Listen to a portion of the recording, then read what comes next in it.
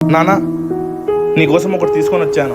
ఏంట్రా అది? నానా, నువ్వు ఎప్పటి నుంచో గోల్డ్ రింగ్ కావాలని అడుగుతున్నావు కదా, అందుకనే నీకోసం రింగ్ తీసుకొని వచ్చాను. అయ్యో, ఇంత ఖరీదైంది ఎందుకు కొన్నావురా? నీకోసం ఖర్చు పెట్టే దాని గురించి కూడా ఆలోచించాలా నానా?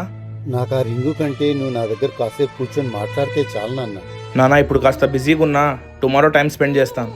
సరేనన్నా, అయితే నువ్వు ఫస్ట్ పని చూసుకో.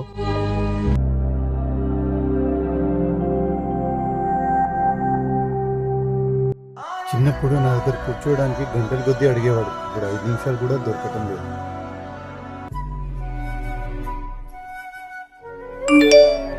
తిన్నావా నాన్న? తిన్నానన్నా.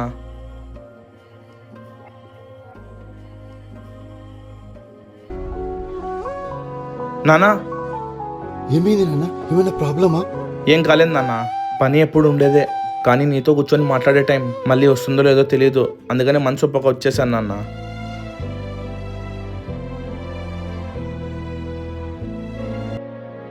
నాన్న పక్కనుంటే వయసు ఎంత పెరిగినా మనసు అంతా చిన్నపిల్లాడిలానే అనిపిస్తుంది.